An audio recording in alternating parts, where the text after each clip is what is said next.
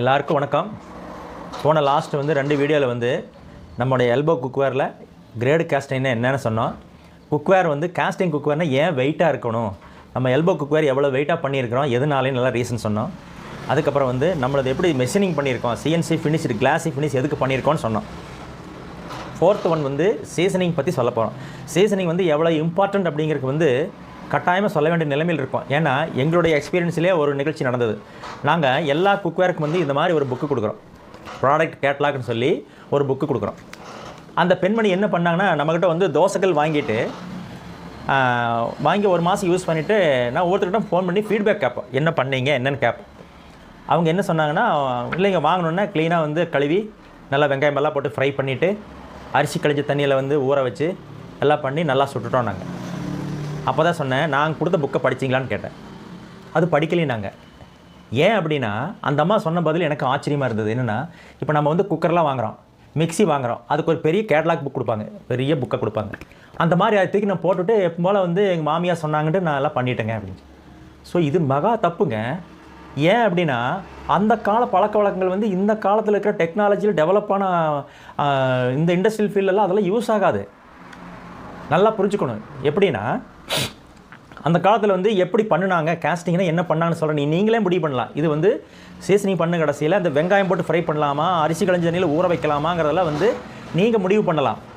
எப்படின்னா முதல்ல வந்து கேஸ்டிங் எல்லாம் மேனுஃபேக்சரிங் பண்ண போது குப்போலா ஃபர்னஸ்ன்னு சொல்லுவாங்க. இப்போல்லாம் அட்வான்ஸ் டெக்னாலஜியெல்லாம் வந்தாச்சு, பண்ணுவாங்க. அந்த கேஸ்டிங் எடுத்து என்ன பண்ணுவாங்கன்னா, நம்ம கிரைண்டிங் வீல்னு சொல்லுவோம். பெரிய வீல் வந்து கிரைண்டிங் பண்ணுறதெல்லாம் நீ பார்த்துருப்பீங்க, வெளியே ஒர்க் ஷாப்புகளெல்லாம் பண்ணுறதை பார்த்துருப்பீங்க. அதாவது அதில் மெஷினிங் எல்லாம் அப்போ கிடையாது, ரஃப் ஃபினிஷிங் இருக்கும். அதில் வந்து போரோசிட்டியில் கேஸ்டிங்கில் என்னென்ன இருக்கும், மண்ணெல்லாம் ஒட்டிகிட்டு இருக்கும். அதை வந்து கிரைண்டிங் வீல் வச்சு லைட்டாக கிரைண்ட் பண்ணி நமக்கு கொடுத்துருவாங்க. அதில் சின்ன சின்ன துளையில் வந்து மண்ணுகள்லாம் இருக்கும். அந்த அழுக்கெல்லாம் வைக்கணும்னு என்ன பண்ணுவோம், அந்த காலத்தில் சொன்ன மாதிரி நீங்கள் வெங்காயம் போட்டு ஃப்ரை பண்ணுவீங்க, நல்லா ப்ரஷ் போட்டு நல்லா தேய்ச்சி கழுவுவீங்க. அப்புறம் வந்து அரிசி கழிஞ்சதில் 2 நாள் ஊற வைப்பீங்க. ஊற வைக்கிற போது அந்த அழுக்கெல்லாம் வெளியே வந்துடும். சரியா? அதுக்கப்புறம் என்னாச்சு, 2வது வந்த டெக்னாலஜியில் என்னென்னா, அந்த ரஃப் காஸ்டிங் வந்து மோல்டு ஊற்றுறாங்க இல்லையா, மோல்டு ஊற்றி பீஸை எடுத்து கடைசியில் இப்போ ஒரு ப்ராசஸ் ஒன்று பண்ணுறாங்க. 10 வருஷத்துக்கு மேலே பண்ணிகிட்டு இருக்காங்க. ஷார்ட் பிளாஸ்ன்னு சொல்லுவாங்க. அது ஒரு ஆப்ரேஷன் பண்ணுறாங்க. என்னென்னா, காஸ்டிங்கில் இருக்கிற மண்ணெல்லாம் எடுக்கிறதுக்குனே வந்து அந்த ஆப்ரேஷன். அது எப்படின்னா, சின்ன சின்ன பால்ஸ், அயன் பால்ஸ் இருக்கு இல்லையா, லட்சக்கணக்கான பால்ஸ் வந்து ஒரு கண்டெய்னர் இருக்கும். மோட்டர் மூலிமா ஒரு சின்ன ஃபர்னஸ்ன்னு சொல்லுவாங்க. அதாவது என்னென்னா ஒரு ரூம் மாதிரி, அதில் வந்து மோல்டு ஊற்றின காஸ்டிங் எல்லாம் உள்ளே வைப்பாங்க. உள்ளே வச்சு மோட்டரை ஆன் பண்ணால் அந்த சின்ன சின்ன பால் சொல்கிறேன் பார்த்தீங்களா, அது வந்து சரி ஃபோர்ஸில் வந்து அந்த காஸ்டிங் ப்ராடக்ட்டில் அடிக்கிற போது அதில் இருக்கிற மண்கள் அத்தனையுமே தூளாக போயிடும். சுத்தமாக காஸ்டிங் வந்து ஃபினிஷிங்காக கிடைக்கும். ஸோ அப்படி கிடைக்கிற போது அதில் மண்ணே இருக்காது. அப்புறத்துக்கு நீங்கள் வெங்காயம் போட்டு ஃப்ரை பண்ணுறது எதுக்கு அரிசி தண்ணியில் ஊற வைக்கிறீங்க, அதெல்லாம் பழைய மெத்தடு. புரிஞ்சுதுங்களா? அப்போ வந்து அதில் இருக்கிற காஸ்டிங் வந்து நல்லா இருக்கும். அதை என்ன பண்ணுவாங்கன்னா, அப்போ வந்து கிரைண்டிங் வீலில் கிரைண்டிங் பண்ணுவான்னு சொன்னேன். இப்போ வந்து பஃபிங் வீல்னு வந்துருச்சு, ஒரு சின்ன மிஷினு. அதில் வந்து ஒரு சின்ன வீல் மாட்டியிருப்பாங்க. அது எக்ஸாம்பிள் காமிக்கிற பாருங்க. அதை எடுத்து அந்த மிஷினை இங்கே பாருங்கள். இந்த மாதிரி மிஷின் இருக்கும். இது வந்து கிரைண்டிங் வீல்னு சொல்லுவாங்க. இது வந்து எமரி வீல். இது வந்து கிரைண்டிங் வீல் மாதிரி கிடையாது, எமரி வீல். இதில் நீங்கள் வந்து ஷார்ட் பிளாஸ்ட் பண்ண கடைசியில் அந்த காஸ்டைன் சர்ஃபேஸை வந்து இதில் பஃபிங் பண்ணுவாங்க. பஃபிங் பண்ணுற போது நைஸாக ஆயிரும். நைஸாக ஆன கடைசியில் அது மண்ணெல்லாம் இருக்க சான்ஸே கிடையாது.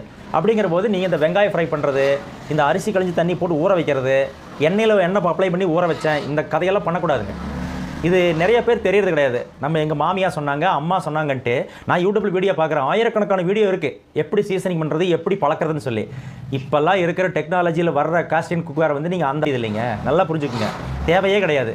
அதுக்கப்புறம் இப்போ என்ன வந்திருக்குன்னா, அதை விட அட்வான்ஸ் டெக்னாலஜி என்ன, கேஸ்டிங் குக்வேரை வந்து கிரேடு கேஸ்டிங் பண்ண ஆரம்பிக்கிறாங்க. இப்போ எங்கள் எல்போ குக்வேர் வந்து நான் கிரேடு கேஸ்டிங் பண்ணுறோம். ஸோ அதில் என்னென்னலாம் வந்து நீங்கள் நினைக்கிறதெல்லாம் பண்ண வேண்டியது இல்லைங்க நான் சொல்கிறேன். அதாவது கேஸ்டிங்கோடைய தன்மை என்ன, போரோசிட்டி உள்ள ப்ராடக்ட். அதாவது அது வந்து சின்ன சின்ன நுண்துளைகள் இருக்குன்னு நான் சொல்லியிருக்கேன். போன வீடியோ பார்த்தவங்களுக்கு தெரியும், நுண்துளைகள் இருக்குது, அதில் மண் இருக்கும். பட் நம்ம என்ன பண்ணுறோன்னா, அதைவே வந்து ஹார்டாக பண்ணுறோம், அதான் நெருக்கு பண்ணுறோம் அந்த காஸ்டிங்கவே. அதாவது ஒரு சின்ன எக்ஸாம்பிள் வந்து, இப்போது நம்ம வீடு கட்டுற கதவு நிலவெல்லாம் பண்ணுறோம் இல்லையா, தேக்கு மரம், நீங்கள் கேள்விப்பட்டிருப்பீங்க, எல்லாருக்குமே தெரியும். படித்தவங்க படிக்காதவங்க சின்னவங்க பெரியவங்க எல்லாத்துக்கும் தெரியும். கதவு வந்து தேக்கில் பண்ணுதுமாங்க. ஏன் தேக்கில் பண்ணுறீங்க, அந்த மரம் வந்து ஸ்ட்ராங்காக இருக்கும், ரொம்ப வருஷமாக உழைக்கிங்கிறனால தான் பண்ணுறீங்க. அது தேக்கு மரம் ஏன் என்ன ஆகுது, எல்லா மரத்தை மாதிரி அதுவும் மரம் தானே, ஏன் தேக்கு மரத்தை யூஸ் பண்ணுறீங்க. ஸோ அது என்ன ஆகுனா, சின்ன மரமாக இருக்கிற போது நுண்துளைகள் அதிகமாக இருக்குது. காஸ்டிங் மாதிரியே நுண்துளைகள் அதிகமாக இருக்கும். அது வந்து நல்ல வயசான மரம் ஆகிற போது சென்டர் கோர் இருக்கும் இல்லையா, அது வந்து ரொம்ப ஹார்டாயிரும், நெருக்கமாயிரும். அப்போ அந்த மரம் வந்து ஸ்ட்ராங் ஆகுது இல்லையா. அந்த மாதிரி நம்ம காஸ்டிங் குக்வேர் வந்து போரோசிட்டி உள்ளது என்ன பண்ணுவோம், அது கூட வந்து அலாய்ஸ் எல்லாம் மிக்ஸ் பண்ணுற போது அந்த கேஸ்டிங்கோட தரம் மேம்படும். அதாவது டென்சிட்டி ஆகும், ஹார்ட்னஸ் ஆகும், நல்லா ஸ்ட்ராங் ஆகும், ஹீட்டை வித்ஸ்டாண்ட் பண்ணி இந்த மாதிரி நிறையா வேலைகள் பண்ணி நல்ல குவாலிட்டியாக பண்ணுற போது இதுக்கு நீங்கள் சொல்கிறீங்க இல்லையா, வெங்காயம் போட்டு ஃப்ரை பண்ணணும், அரிசி கழிஞ்சு தண்ணியில் ஊற வைக்கணும், இதெல்லாம் பண்ணக்கூடாதுங்க. இது இப்போ இருக்கிற டெக்னாலஜி. இப்போ இருக்கிற டெக்னாலஜியில் வந்து பண்ணுற குக்வேர்களாக நீங்கள் சோப்பு போட்டு கழுவிட்டு யூஸ் பண்ணால் போதும். புரிஞ்சுதுங்களா? எங்கள் எல்போ குக்வேரில் இதெல்லாம் பண்ணுறோம். நீங்கள் பார்த்துருப்பீங்க கிரேட் காஸ்டின் எதுக்கு யூஸ் பண்ணுறாங்கன்னு சொல்லியிருக்கேன். ஏன் வந்து காஸ்டின் குக்வேர் ஹெவியாக பண்ணால் உங்களுக்கு வந்து தரம் நல்லா இருக்குங்கிற சொல்லியிருக்கேன். எங்களது வந்து அதுக்கு மேலே வந்து சிஎன்சி மெஷினிங் பண்ணுறேன்னு சொல்லியிருக்கேன். இந்த மாதிரி கிளாஸி ஃபினிஷ் வந்திருக்கும். ஸோ இதில் வந்து போரோசிட்டி எங்கே இருக்க போகுது, மண் எங்கே இருக்க போகுது. ஸோ இதெல்லாம் பழக்கிறதுக்கெல்லாம் ஒன்றுமே கிடையாது. சரிங்களா? ஸோ அப்போ நாங்கள் என்ன பண்ணுறோம், இதெல்லாம் தேவையில்லைன்னு சொல்லி நாங்கள் என்ன பண்ணுறோம், சீசனிங்னு ஒரு ஆப்ரேஷன் பண்ணி கொடுக்குறோம். இந்த மாதிரி அந்த மாதிரி இருந்தது இந்த மாதிரி பண்ணி கொடுத்துட்றோம். ஸோ இந்த சீசனிங் என்ன நீங்கள் தெரிஞ்சுக்கங்க. இதை வந்து நீங்கள் வாங்கிட்டு ஸ்பாயில் பண்ணிடக்கூடாது.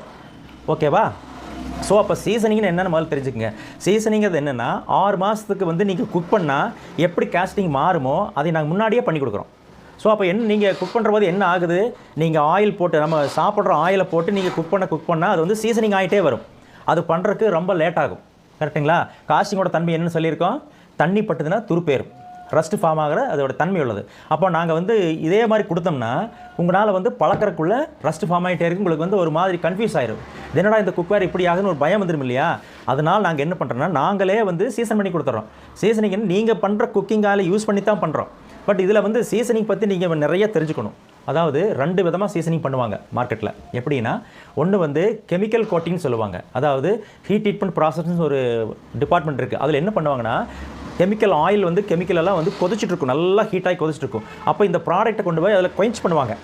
உள்ளே மெர்ஜ் பண்ணி ஒரு 2 மணி நேரம் உள்ளே விட்டு நீங்கள் வெளியே எடுக்கிற போது இந்த மாதிரி கலர் கருகருன்னு ஆயிரும். அது ஒரு சீசனிங் மெத்தடு. பட் அந்த சீசனிங் வந்து நல்லதில்லை உடம்புக்கு. அது வந்து கெமிக்கல். ஸோ அது வந்து நமக்கு பாய்சனஸ் கேஸு இப்படி என்ன வேணால் கெமிக்கல் இருக்கலாம், அது என்னால் சொல்ல முடியாது. சரிங்களா? பட் எப்படி சீசனிங் பண்ணுனா உடம்புக்கு நல்லது, குக்வேருக்கு நல்லது அப்படின்னா, நேச்சுரலாக நீங்கள் என்ன ஆயில் யூஸ் பண்ணி குக் பண்ணுறீங்களோ அந்த ஆயிலை பயன்படுத்தி நம்ம சீசனிங் பண்ணணும். ஸோ அப்போ நம்ம யூஸ் பண்ணுற ஆயில் வந்து ரிஃபைண்ட் ஆயில் இருக்குது, மற்ற ஆயில்கள்லாம் யூஸ் பண்ணுறோம் இல்லைங்களா? நம்ம வந்து மார்க்கெட்டில் விற்கிற வந்து ரிஃபைனரி ஆயில் யூஸ் பண்ணுறோம். அந்த ஆயில் யூஸ் பண்ணி சீசனிங் பண்ணலாம். பட் நம்ம எதை பண்ணணும் அப்படின்னா, ஹை பர்னிங் பாயிண்ட், அந்த ஆயிலை வந்து கொதிக்க வைக்கிற போது எப்போ வந்து பர்ன் ஆகுங்கிற ஒரு டெம்பரேச்சர் அது கொடுத்துருக்காங்க. ஸோ நீங்கள் ஹை பர்னிங் பாயிண்ட் உள்ள sunflower oil, grape seed oil, இந்த மாதிரி ஹை பர்னிங் பாயிண்ட் இருக்கிற ஆயிலை நீங்கள் அப்ளை பண்ணி சீசனிங் பண்ணிங்கன்னா தான் இது வந்து பாலிமரைசேஷனுக்கு ஒரு ஆப்ரேஷன் மூலிமா இந்த சீசனிங்கிற ஒரு சிஸ்டம் அதில் உருவாகும். ரைட்டுங்களா?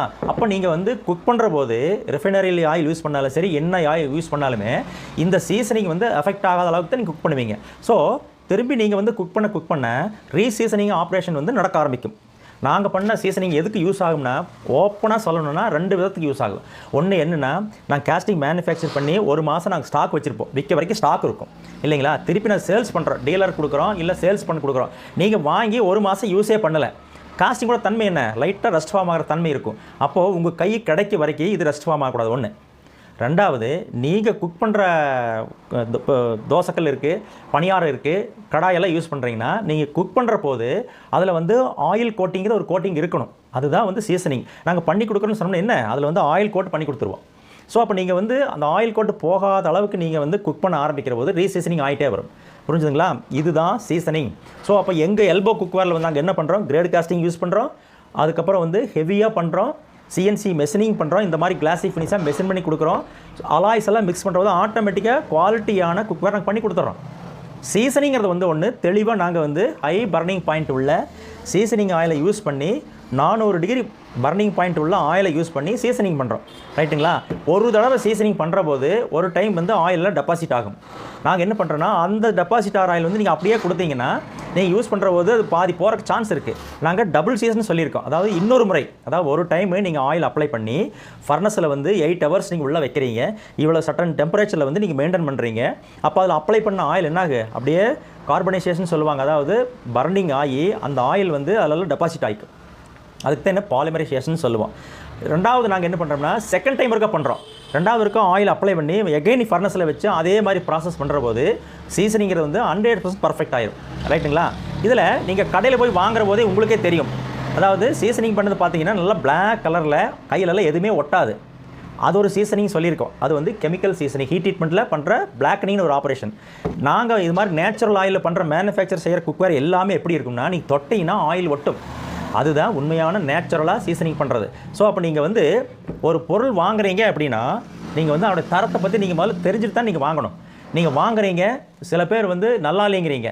ஸோ அது வந்து நான் தவறுன்னு சொல்லுவேன். எப்படின்னா, இப்போ நீங்கள் எல்லாருமே தங்கம் வாங்க போகிறோம், எல்லாருமே பட்டு சாரி வாங்க போகிறீங்க, எல்லாருமே படித்தவங்க கிடையாது, அதை பற்றி படித்தவங்க கிடையாது. இருந்தாலும் தங்கத்தை பற்றி 916 எல்லாரும் பேசுகிறீங்களே, அது என்னென்னு தெரிஞ்சுக்கிறீங்களே. அப்போ நீங்கள் வந்து எங்கள் மாதிரி நான் சொல்கிற பாயிண்ட் வந்து உண்மையா பொய்யா அப்படின்னு நீங்கள் ஹெல்த்துக்கு தேவையான என்ன பண்ணணும், கூகுளில் போங்க, சர்ச் பண்ணுங்கள், வாட் இஸ் காஸ்ட் அயர்ன் போடுங்க, தரமான காஸ்ட் அயர்னா என்னென்னு சர்ச் பண்ணுங்கள். அதில் நான் சொல்கிற இந்த காம்போசிஷன் சொன்ன பார்த்தீங்களா, அலாய்ஸ் எல்லாம் போட்டு பண்ணியிருப்பாங்க. காஸ்ட் அயர்ன்லேயே பல வெரைட்டி இருக்குது, பல தரம் இருக்குது. தரத்துக்கு தகுந்த மாதிரி ரேட் ரைஸ் ஆகிட்டே போகும். இதெல்லாம் நீங்கள் கற்றுக்கிட்டு உங்கள் ஹெல்த்து வந்து நல்லா இருக்கணும் அப்படின்னு நினைக்கிறவங்க தரமான கேஷன் குக்வேர் வாங்குங்க. ஏன்னா நாங்கள் எல்லாருமே மேனுஃபேக்சர் என்ன சொல்லுவோம், எங்களுக்கு தரமானதுன்னு எல்லாருமே சொல்லுவோம்.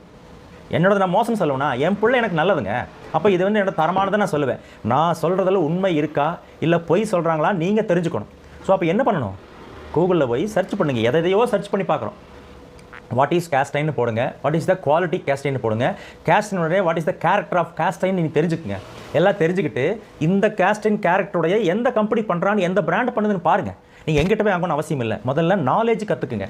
காஸ்ட் அயர்ன்னா என்ன தெரிஞ்சுட்டு நீங்கள் வந்து ஆன்லைனில் வந்து யார் இப்படி சொல்லியிருக்கிற ஸ்பெசிஃபிகேஷன் பிரகாரம் காஸ்ட் அயர்ன் ப்ராடக்ட் மேனுஃபேக்சரிங் பண்ணுறான்னு பாருங்கள். பார்த்துட்டு நல்ல தரமான காஸ்ட் அயர்ன் குக்கர் வாங்குங்க, பயன்படுத்துங்க. இப்போது ஜென்ரலாக ஒன்று சொல்கிறேன், நாங்கள் இந்த புக்கு கொடுக்குறோம், நீங்கள் எங்கிட்ட காஸ்ட் அயர்ன் வாங்குறீங்க, எல்லோரும் தயவு செய்து இந்த புக்கை படிங்க. இன்கேஸ் இங்கிலீஷ் தெரியல அப்படின்னா, நம்ம தமிழ்நாட்டில் வாழ்கிறோம், இங்கிலீஷ் தெரியலன்னா கவலையே இல்லைங்க, உங்கள் பசங்க பொண்ணுங்க இருப்பாங்க, அவங்கக்கிட்ட இதில் என்ன நல்லா கொடுத்துருக்கான்னு படின்னு சொல்லுங்கள். ஏன்னா நாங்கள் கொடுத்துருப்போம் குக்வேர் வந்து டூஸ் என்ன செய்யணும், தோசைக்கல்லுக்கு ஸ்பெஷலாக கொடுத்துருக்கோம், என்ன தோசைக்கல்லுக்கு செய்யணும்னு கொடுத்துருக்கோம், என்ன செய்யக்கூடாதுன்னு கொடுத்துருக்கோம், டோன்ட்ஸ். தயவு செய்து இதில் படிங்க. படித்து பார்த்துட்டு வாங்குகிற காஸ்ட் அயர்னை வந்து நல்லபடியாக யூஸ் பண்ணி நீங்கள் ஆரோக்கியமான ஃபுட் எடுத்துக்கங்க. இது வரைக்கும் சொன்னதெல்லாம் கேட்டிருப்பீங்க. நான் சொன்ன தரத்தோடு செஞ்ச எங்களுடைய எல்போ குக்வேர் நீங்கள் வாங்கணும்னு பிரியப்பட்டீங்கன்னா, எங்களுடைய வெப்சைட் கீழே கொடுத்துக்கிற வெப்சைட்டில் போய் நீங்கள் ஆர்டர் பண்ணி வாங்கிக்கலாம். இந்த நாலேஜை பற்றி வந்து உங்களோட ரிலேட்டிவ்ஸ்க்கு ஃப்ரெண்ட்ஸுக்கு வந்து ஷேர் பண்ணணும்னு நினச்சிங்கன்னா எல்லாத்துக்கும் அனுப்பிச்சி விடுங்க. எல்லாம் வந்து நாலேஜ் தெரிஞ்சுக்கணும். ஏன்னா எல்லாருமே எல்லா ஃபீல்டுலேயும் வந்து ஸ்காலர் கிடையாது, ஒவ்வொருத்தரும் ஒவ்வொரு ஃபீல்டில் கிங்காக இருப்பீங்க. ஸோ எங்களுடைய காஸ்ட் அயர்ன் குக்வேர் நீங்கள் வாங்குறீங்க அப்படின்னா இதை பற்றி நாலேஜ் தெரிஞ்சுக்குங்க, 4 பேர்த்துக்கு சொல்லுங்கள், அவங்களும் தெரிஞ்சுக்கிட்டும். ஸோ தங்கத்தை பற்றி தெரிஞ்சுட்டு எப்படி தங்கம் வாங்குறோமோ, வண்டியை பற்றி தெரிஞ்சுட்டு எப்படி வண்டி வாங்க போகிறோமோ, அந்த மாதிரி குக்வேர் நம்ம ஆரோக்கியத்தை மெயின்டைன் பண்ணுறதுக்கு ஒரு குக்வேர் வாங்குகிறோம் அப்படின்னா அதை பற்றி எவ்வளோ நீங்கள் தெரிஞ்சுக்கணும். ஸோ நல்லா தெரிஞ்சுக்குங்க, வாங்குங்க. எங்கள் குக்வேர் வாங்கணுன்னாக்கா எங்கள் வெப்சைட்டில் போய் நீங்கள் வாங்கிக்கலாம். வாட்ஸ்அப் நம்பர் கீழே கொடுத்துக்கிறோம், அதுலேயும் கூட நீங்கள் வந்து வாட்ஸ்அப் பண்ணி நிறைய சந்தேகங்கள் இருந்தால் கிளியர் பண்ணிவிட்டு நீங்கள் வாங்கலாம். ஓகேங்களா?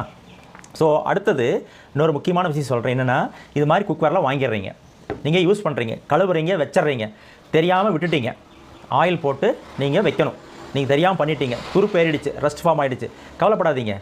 அதை வந்து எப்படி சரி பண்ணுறது, ஏன் வந்து அது மாதிரி துருப்பேறது எல்லா டீட்டெயிலாக வந்து நெக்ஸ்ட் வீடியோவில் நான் உங்களுக்கு சொல்கிறேன். இதை நீ தெரிஞ்சுக்கங்க. இதை வந்து நீங்கள் வந்து கம்ப்ளைண்ட்டாக நீங்கள் வந்து சொல்லணும் அவசியம் இல்லை. நான் வந்து சில வெப்சைட்டில் போய் உள்ளே போய் பார்க்குற போது, கஸ்டமர் ரிவ்யூஸ் பார்க்குற போது என்ன சொல்லியிருக்காங்கன்னா, ரஸ்ட் ஃபார்ம் ஆகிடுச்சு, நான் வாங்கணுன்னா 1 வீக் தான் யூஸ் பண்ணேன், ரஸ்ட் ஃபார்ம் ஆகிடுச்சுன்னா கம்ப்ளைண்ட் பண்ணுறீங்க. ரஸ்ட் ஃபார்ம் ஆகுதுன்னா அதுக்கு முழு காரணம் கஸ்டமராகி நீங்கள் தான். அதை எப்படி மெயின்டைன் பண்ணுமோ அது பண்ணாதான் ரீசன். இது வந்து மேனுஃபேக்சர் ஃபால்ட்டு கிடையாது. ஸோ இதையும் நீங்கள் வந்து நல்லபடியாக பண்ணணுன்னாக்கா நான் ஒரு நெக்ஸ்ட் வீடியோ வந்து உங்களுக்கு நெக்ஸ்ட் வீக்கில் வந்து போடுறோம். அதில் இப்படி ரஸ்ட் ஃபார்ம் ஆகிடுச்சுன்னா எப்படி க்ளீன் பண்ணுறது, எப்படி வந்து மெயின்டைன் பண்ணுறதுன்னு ஒரு நல்ல வீடியோ சொல்கிறேன். நீங்கள் அதை பார்த்து தெரிஞ்சுக்கலாம். குக்வேர் காஸ்டிங் குக்வேரை யூஸ் பண்ணி ஆரோக்கியம் ஆள்றதுக்கு என்னுடைய மனதார வாழ்த்துக்கிறேன். நெக்ஸ்ட் வீடியோவில் மீட் பண்ணலாம். நன்றி.